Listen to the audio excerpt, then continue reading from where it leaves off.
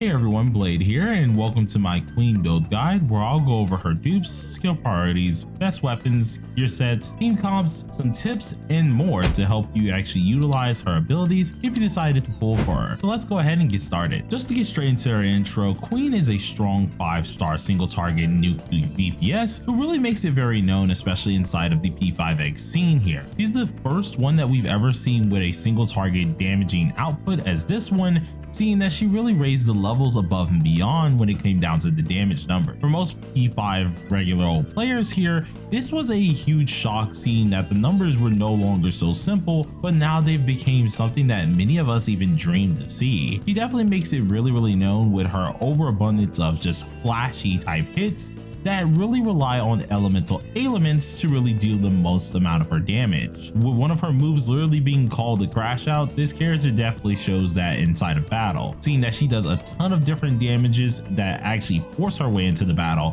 while making the bosses a little bit difficult for them to really recover after receiving said damage here. So now that we've at least explained who she is, let's just go ahead and dive straight into her kit. To go ahead and get started, Queen is of course the one woman that we all know as Makoto, and her multipliers when it comes down to the nuke side of things is scaled off of her attack. Now this may sound all fine and dandy, but the more attack that you have on her, the more you're going to end up pairing it with the normal DPS type aspects, which is going to be crit rate and crit damage. Though this has a little bit of a spin to it. With most of her damage, you would think it's just mainly going to be in tandem with just the attack based stats, when in reality it's going to be in tandem with the elemental ailments. The more of these things that are on the enemies at hand, the more she'll end up proccing off some technicals that can deal even more damage than normal. He's one of the first characters that we ended up seeing something like this, that if you're actually able to utilize this in the right way, you can deal some crazy damage numbers. If you even pair her with one of the few characters later on who is a 4-star, she truly can deal some damage that's just unheard of for most people inside of P5X. This is a very effective movement inside of battles, so I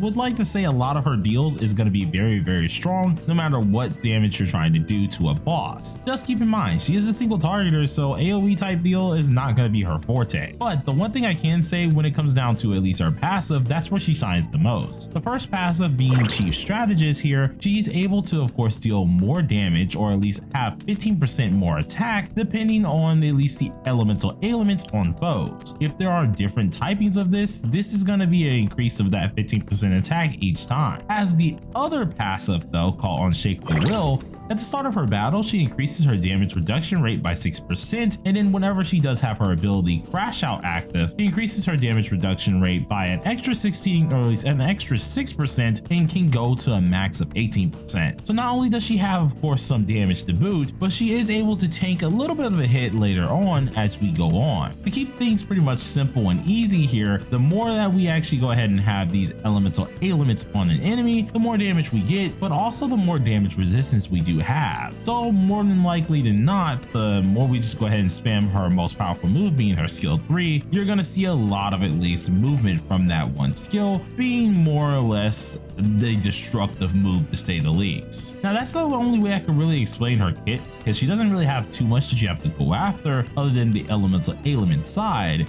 So we're gonna quickly go ahead and move over straight to her dupes, because that's where most of the exciting things really do take place. As per usual, you guys know I don't always recommend dupes when it does come down to characters, but a lot of you guys do care about my opinion when it does come down to this, so of course I'll at least let in my 2 cents. One thing I can say about at least Makoto is her dupes are pretty darn decent here. You don't need them, but it's definitely nice to go ahead and have them. For example, the A0 pretty much allows you to do everything that you need to do, and whenever we're attacking a foe with a skill, we're able to gain 1 tenacity stack. These stacks are allowed to pretty much proc or crash out, and if it's not active at the end of the turn, he ends up gaining more of these said tenacity stacks based on the elemental ailments that are afflicted on the foes. So let's say they are active at the end of the turn. If she ends up having 5 of these said tenacity stacks by the start of that said turn, she's able to then activate her next mask, which is called the crash out status. This increases her attack by 40% and her defense by 20%, evolving one of her moves, aka the skill 3, from Nuclear Fury to Thermal Nuclear Fury. This is going to be for 2 whole turns, and where she's going to deal a ton more damage, though by the end of her crash out status, she will lose all of her tenacity stacks. point. As for the A1, which is execution of justice, at the start of the battle, she ends up gaining a 5 tenacity stack immediately, allowing you to go into the crash out status. Whenever you're in this said status as well, you do increase your attack by 50% more of your damage, and it actually gets your damage bonus up even more so by 35%, which is pretty darn good. It's pretty much where you're going to get a ton of her damage in here, so really do keep that in mind. Now the next Elise dupe that we're going to take a look at is going to be the A2. Hot and cold, which is when her crash out is active, she's able to inflict a random elemental ailment on her foes. And for each different type of elemental ailment, she did increases her pierce rate by a whopping 6%, which can make a decent damage difference, so surely do keep that in mind. The next one that we're going to go ahead and look at is the A4, which increases her highlight or enhances it. This increases the maximum amount of frenzy voltage stacks to 4 and inflicts up to 4 elemental ailments on foes. It also increases your skill damage up to 4 whole times, meaning that gap is going to be really huge for damage. And last but not least, her A6, whenever she has crash out active, Makoto can then gain an extra turn, and inside of this extra turn here, she's also able to of course decrease this SP cost for thermal nuclear fury by 33%. This is really actually good as well, because then you're going to be able to deal some crazy damage while also not using too much of your SP, which is always great at the end of the day. But now we went through all of the dupes, of course,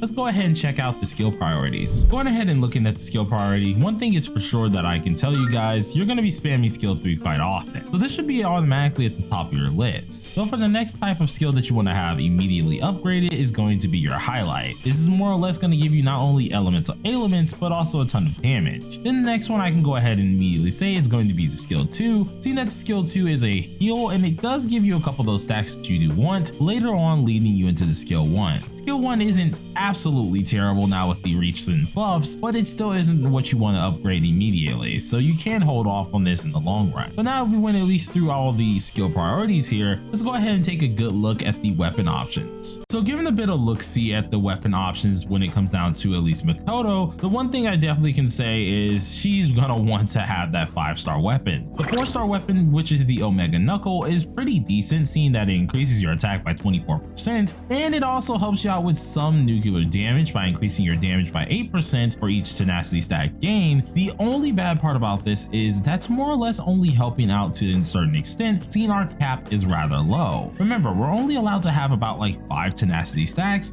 meaning overall we're only getting a 40% increase in damage and a 24% increase in attack. Now that may sound fine and dandy, but when you add it up to the 5-star weapon, which is going to be the nuclear finish, things are a little bit seen a little bit differently. That's mainly because the 4-star weapon just doesn't hit as hard, and we can really see it in the number values being easily a 300k gap sometime. For the nuclear finish here, the reason why it's so busted is not just because of course the effects that it does, but also the base stats. The base stats are naturally going to be better with the 5-star weapon here, and then if you go ahead and look and see what the weapon ends up doing, it also increases her nuclear damage by 24%. This automatically is making up for that nuclear damage that we see just from the tenacity stacks, because we're going to get more of that damage in based on our at least crash out being active. But it gets even better. Based on each elemental ailment that's on the foe, we're able to get an increased attack by 30% with the 5-star weapon. Whenever an ally inflicts this elemental ailment, you then gain a heat stack, which really will help her out a lot in the long run, seeing that for every last heat stack, we're able to get more damage on our next nuclear skill by 10%. The more heat stacks that we have when our crash out is actually active, the more damage we'll get, which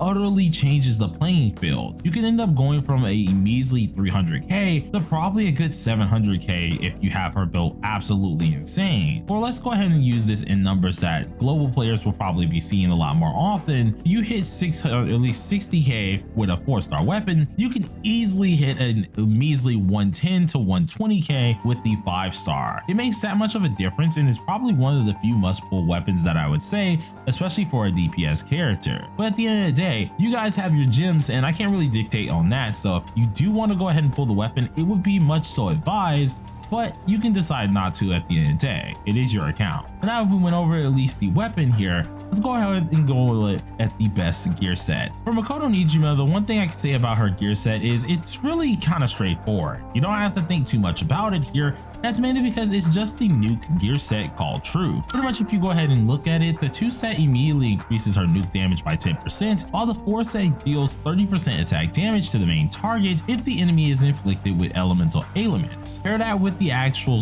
universal card being at least the awareness card, and you got yourself a whole mix for just disaster. Awareness in Truth itself increases your damage dealt by 12% whenever you're attacking enemies inflicted with elemental ailments up to 2 whole stack, meaning you're getting yourself a lovely 24% of increased damage dealt as long as you're able to have these elemental ailments up. With Vino in the party, which is going to be later on we're going to talk about for that character, it's easy to get these elemental ailments on the enemies, so you wouldn't have to really worry about that, making this whole revelation card set absolutely destructive. But it's not the only thing that you guys really want to look forward to. In fact, when it does come down to her best gear set, this actually kind of lies more into her main stats, and the main stats are the main thing that you're going to always see for most DPSs here, and this is just going to be the ordinary DPS check. What I would like to say, of course, is an HP Sun, a damage bonus moon, or at least attack multi moon if you can actually get that, a crit damage star or crit rate star. If you end up having the A1, you could very well go for crit damage just to try and at least squeeze out a little bit more damage out of her, but of course the crit rate is more of the safe prosper looking area. And then of course a planet being the attack planet. This is probably going to be the best thing to really go for, especially for our main options, so a lot of you guys want to look for these actual sets. Though if you can't get any of these, don't worry, there are always different options. For example, moon, instead of using attack multi, you could use just attack percentage, or star, instead of using crit rate, you could very well use crit damage. There's always something that you can utilize for these cards, but it is advised that you go for damage bonus moon and a crit rate star. As for the substats, this is where it looks more of your generic just DPS. You're always going to have the crit rate and the crit damage being your main priority, with attack damage bonus aka attack multi and pierce rate being your second type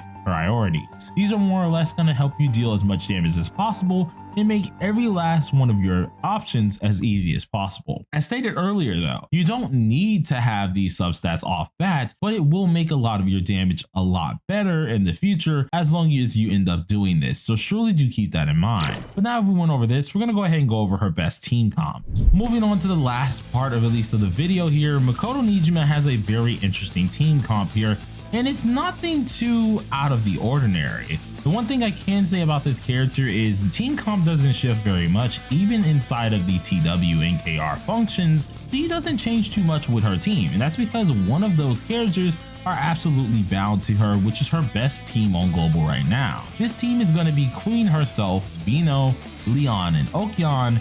And if you go ahead and look down at the bottom, you can kind of see how things differ for TWKR and CN players. Instead of having Vino, Leon, and Okyan, they come with at least a good Vino, Cord, and at least Futaba. This is going to be something that you can look for in the futures, but you don't really have to look for it right away. Nothing much really changed too hardcore. And if you really want to continue using Leon, and let's say you don't end up going for Cord, don't worry, you can very well do that. They kind of go back and forth, seeing they both are supporters, but they're still really helpful to go ahead and look forward to the future. I know a lot of you guys like some of that foresight when it does come down to at least the teams, so I figured this would be a good decision to go ahead and put this inside the video as well. But hey, this is definitely her teams that you want to look out for, the global one at the top most likely, and then of course the actual TWKR and CN one at the bottom. So surely do try to build for that. As for some different personas that you guys can go ahead and look for, you want to go ahead and look for at least Bishamonten, seeing that that's going to help you out for your attacking side of things. Go for Dionysus, seeing you will need at least a couple critical rates and crit damage buffs immediately. And then a simple one could be just a reduction for defense, being Yanosik or even Vishnu whenever they do release. Those are going to be some nice personas to go ahead and look into.